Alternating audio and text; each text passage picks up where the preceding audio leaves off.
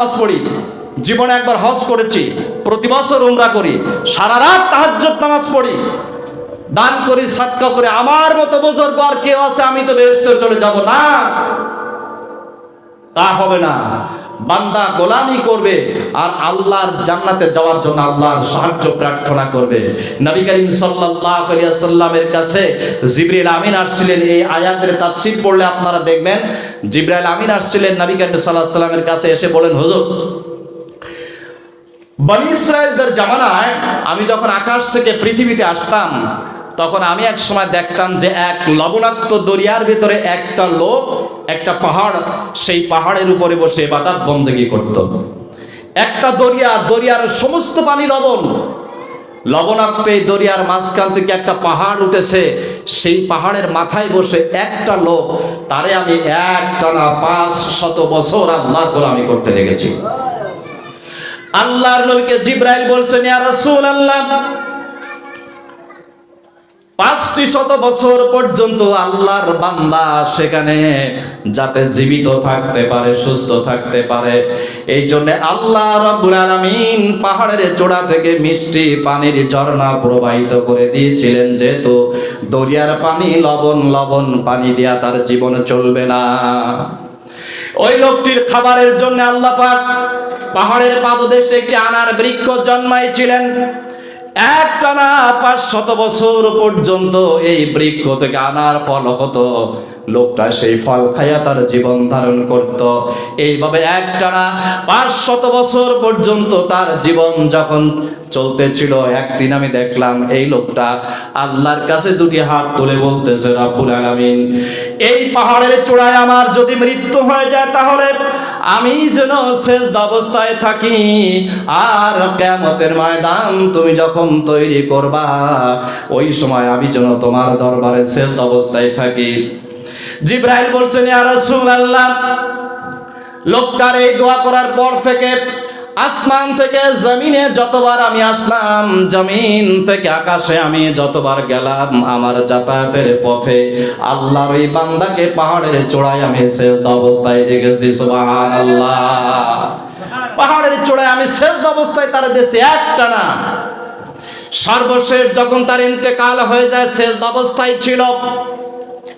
আল্লাহ তাআলার কাছে আমি জিজ্ঞাসা করেছিলাম, বলেছিলাম, রব্বুল আলামিন, এইভাবে করে সাধারণ কোন মানুষকে আমি একটানা 500 বছর পাহাড়ের চূড়ায় নিরালায় ইবাদত করতে আমি দেখি নাই কাউকে।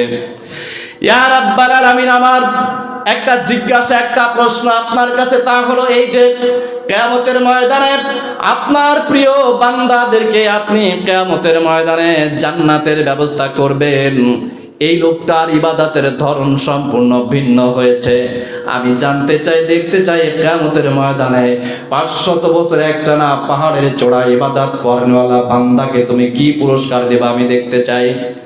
হযরত জিবরাইল বলেন, ইয়া রাসূলুল্লাহ, আমার আবেদন আল্লাহর দরবারে অ্যাকসেপ্ট হয়ে যায়। কুদরতি কারণে আল্লাহ পাক বিচারের ময়দান কায়েম করে দিলেন, হাসরের ময়দান আল্লাহ তাআলা কায়েম করে দিলেন। ওই লোকটারে ডাকা হলো, তিনি আল্লাহর দরবারে আসলেন। জান্নাত পরিচালনাকারী ফেরেশতাদেরকে আল্লাহ তাআলা ডেকে বললেন, আমার বেহেশত পরিচালনাকারী ফেরেশতারা আমার এই বান্দাকে আমার দয়ায় জান্নাতে নিয়ে যাও। আপনারা তো বলছেন সুবহানাল্লাহ, কিন্তু লোকটার মন খুব একটা সন্তুষ্ট না। সে চিন্তা করতেছে, একটু গরম পানির দরকার, সে চিন্তা করতেছে, আমি একটানা পাহাড়ের চূড়াতে ইবাদত বন্দেগী করলাম, এইভাবে একটানা 500 বছর আল্লাহর গোলামি কেউ করে না, আমি তো একটা সাধারণ বুজুর্গ নই, অথচ কিয়ামতের ময়দানে আল্লাহ গোপনে গোপনে আমার জান্নাতের ব্যবস্থা করলেন, কেউ দেখলো না। এই ইবাদতের কোনো দাম হয়? লোকটা চিন্তা করতেছে। ওয়াল্লাহু আলিমুম বিযাতিস সুদূর, কোরআন শরীফ আল্লাহ তাআলা বলেছেন, বান্দা কি চিন্তা করো তুমি? মানুষ তার অন্তরের অতল তলদেশের ভেতরে কি কল্পনা করে, এমনও হইতে পারে জীবনে কোন একদিন আমি একটি ধারণা করেছি, মৃত্যুর আগ পর্যন্ত তা আমার মনে নাই। এমন ধারণা কেউ কিয়ামতের দিন আল্লাহ পাক আমার চোখের সামনে তুলে ধরবেন। আল্লাহ পাক জান্নাতে নিয়ে যাওয়া ফেরেশতাদেরকে বলেন, আমার ফেরেশতারা আমার বান্দাকে ফেরত আনো। জিবরিল আমিন বলছেন, ইয়া রাসূলুল্লাহ, আমি দেখলাম ওই বান্দাকে ফেরেশতারা ফেরত এনে সরাসরি আল্লাহর সামনে দাঁড় করায় দিয়েছে। আল্লাহর সামনে লোকটি দাঁড়িয়ে আছে। আল্লাহ পাক তখন আমল নামা ওজন দানকারী ফেরেশতাদেরকে বললেন, আমার ভাইরা, কিয়ামতের ময়দানে আমল কিন্তু গণনা করা হবে না, আমল নামা ওজন দেওয়া হবে।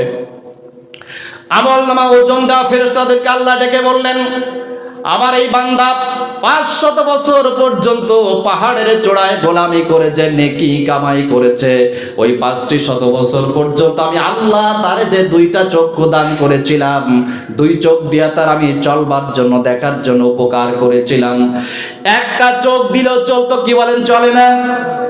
এই দুনিয়াতে আমরা 2 চোখের মালিক, 2 চোখ দিয়ে আমরা দেখি ইচ্ছা মতো, কিন্তু যাদের চোখ একটা তারাও তো দেখতে পায়, এক চোখেও তারা দেখে। আল্লাহ বলছেন, আমি তার একটা চোখ দিলেও চলতো, অতিরিক্ত আর একটা চোখ দিয়া যত উপকার করেছি, 1 হাত হইলেও চলতো, আর একটা হাত দিয়া তারা যে উপকার করলাম, একটা পা হলেও চলতো, আর একটা পা দিয়া যে উপকার করেছি, অতিরিক্ত 1 চোখ 1 পা 1 হাত দেওয়ার কারণে আমি যে তার উপকার করলাম, আমি যে তাকে উপকার করেছি, এই কারণে অতিরিক্ত যে নেকি কামাই করে গোলামি করা লাগে, তার 1 পাল্লা ওজন দিয়ে আমার রিপোর্ট পেশ করো। আমার প্রিয় ভাইরা, ফেরেশতারা ওজন দিলেন আমলনামা। ওজন দেওয়ার পরে আল্লাহ রাব্বুল আলামিনের কাছে এসে চেহারা মলিন করে ফেরেশতারা বলতেছেন, রাব্বুল আলামিন, তোমার এই বান্দার 500 বছরের নেকি 1 পাল্লায় রেখে দিয়েছি, আর একটা চোখের শুকর আদায় করার জন্য যে পরিমাণে গোলামি করা লাগে, ওই পরিমাণে গোলামি আর 1 পাল্লায় রেখে দেয়া। দাড়ি টান দেয়া দেখি তোমার বান্দা 500 বছর গোলামি করে একটা চোখের শুকর আদায় করতে পারে না। আল্লাহ রাব্বুল আলামিন জাহান্নাম পরিচালনাকারী ফেরেশতাদেরকে ডাকলেন, বললেন, আমার বান্দারে জাহান্নামের ভেতরে নিয়ে চলে যা। আমার প্রিয় ভাইরা, একটি কথা এখানে বলে রাখি, এই পৃথিবীতে কোনো মানুষ যদি সম্পদের মালিক হয়, সে চিন্তা করে আমি ছাড়া এই গ্রামে আর কেউ নাই। যদি ক্ষমতার মালিক হয়, চিন্তা করে আমি ছাড়া কেউ নাই। চেহারা যদি সুন্দর হয়, ভাবে আমার চাইতে সুন্দর আর কেউ নাই। কণ্ঠ যদি ভালো হয়, আর একজনকে দান দেয় না। মগজ যদি ভালো হয়, ব্রেন যদি ভালো হয়, দুর্বল যারা থাকে তাদের উপর অত্যাচার করে, নিজের সর্বের সর্বা মনে করে। মানুষ কখনো নিজেকে সর্বের সর্বা মনে করতে পারবে না। প্রিয় ভাইরা আমার, জাহান্নামের দিকে নিয়ে যাওয়া হচ্ছে। জিবরিল বলছেন, ইয়া রাসূলুল্লাহ, আমি দেখতে লাগলাম লোকটার দেহের ভেতরে যে ক্ষমতা আছে, যে শক্তি আছে, সমস্ত শক্তি দিয়া লোকটা চিল্লায়, কান্দে আর বলে, রব্বুল আলামিন, আমি কি অপরাধ করেছি আমি জানি না, তুমি গোপনে গোপনে আমারে ফেরেশতাদের হাতে ছেড়ে দিয়েছিলে, তারা আমারে জান্নাতের ভেতরে নিয়ে রওনা করেছিল, তারপরে আবার তোমার সামনে তুমি আমাকে ডাকলে, আমার আমলনামা ওজন দিলে, তারপরে জাহান্নামের ফয়সালা করলে, কি ঘটনা আমি জানি না। আয় আল্লাহ তাআলা, আমার অজান্তে আমি যদি কোনো অপরাধ করে থাকি, তোমার কাছে ক্ষমা চাই। আল্লাহ, তুমি আমারে মাফ করে দাও। আমার প্রিয় ভাইরা, মানুষের কাজ থাকবে মাথা নিচু করে আল্লাহর কাছে ক্ষমা চাওয়া। মানুষের কাজ থাকবে সব সময় সে মাথা নিচু করে আল্লাহর কাছে ক্ষমা চাইবে। কখনো মাথা উঁচা করে মানুষ পৃথিবীতে চলবে না। হযরত ওমর রাদিয়াল্লাহু তাআলা আনহু, তিনি যখন মসজিদে ঢুকতেন, মাথা নিচু করে ঢুকতেন। সাথীরা জিজ্ঞেস করতেন, ওমর, আপনি মসজিদে যখন প্রবেশ করেন মাথা নিচু করে ঢোকেন কেন? তিনি জবাব দিতেন, আমি আল্লাহর বাড়িতে প্রবেশ করেছি, না জানি আমার কোনো অপরাধ যদি আল্লাহর সামনে ধরা পড়ে কিয়ামতের ময়দানে, এতটুকু বেয়াদবির কারণে, অপরাধের কারণে আল্লাহ যদি আমাকে বলেন তোকে জাহান্নামে দেব, আমার কোনো উপায় থাকবে না। আর আমরা কি করি? মসজিদে যখন ঢোকে তখন প্রত্যেক মুসল্লি মাতব্বর হয়। আপনাদের এদিকে 3 জায়গায় গন্ডগোল বেশি হয়। তার একটা হলো মসজিদ, 3 জায়গায় মানুষের বিবেক পরীক্ষা করা যায়। তার একটা হলো মসজিদ যখন আসে একটু তাল বেতাল যদি হয়ে যায়, আজ মরা মুসল্লিও বাজে কথা বলার চেষ্টা করে, কথা বলেন ঠিক না? 2 নাম্বার হলো যখন বাসে ওঠে, কন্ট্রাক্টরের সাথে পয়সা লেনদেন নিয়ে কিছু লোক আছে এত বাজে আচরণ করে, 65 টাকা ভাড়া খুলনায়, 40 টাকা দেবে, 50 টাকা দেবে, তারপরে মিথ্যে কথা বলবে, পয়সা নেই কাছে, গ্যাঞ্জাম ফেসাদ ইত্যাদি করে। কন্ট্রাক্টর আছে একজন বেকায়দা। নাম্বার 3, গরমের সময় জোহরে দাওয়াত দেওয়া হয়েছে বিয়েতে, দুপুরবেলায় দাওয়াত, 3টা 3:30টার সময় প্যান্ডেলের ভিতরে খাবার দেওয়া হয়েছে, প্লেটে শুধু ভাত, তরকারি আনতে যদি দেরি হয় মেজাজ ঠিক থাকে? তারপরে কোনো কায়দা মুড়িঘণ্ট আনলো, দিল 1 চামচ, বাকি তরকারি আনতে যদি 5 মিনিট সময় যায়, প্যান্ডেল থাকবে? কে কোন জাতের মাতব্বার, কার ওজন কতটুকু ওই সময় টের পাওয়া যায়। আমার প্রিয় ভাইরা, লোকটা আল্লাহরে বলতেছে, রব্বুল আলামিন আমি জানি না কি অপরাধ করলাম, নিজের অজান্তে যে অপরাধ আমি করেছি তোমার দরবারে আমি মাপ চাই, আমারে ক্ষমা করে দাও। আল্লাহ পাক তখন জাহান্নামে নিয়ে যাওয়া ফেরেশতাদেরকে বললেন, ফেরেশতারা আবার তারে ফেরত আনো। জিবরিল আমিন বলছেন, আবার তাকে ফিরায় আনা হলো, আল্লাহর সামনে দাঁড় করিয়ে দেওয়া হলো। আল্লাহর সামনে লোকটা মাথা নিচু করে আসামির মতো দাঁড়িয়ে আছে। আল্লাহ জিজ্ঞেস করলেন, এ বান্দা, 500 বছর একটানা পাহাড়ের মাথায় গোলামি করেছো? সে লোকটি বলছে, হ্যাঁ আল্লাহ, গোলামি করেছি 500 বছর পাহাড়ের মাথায়।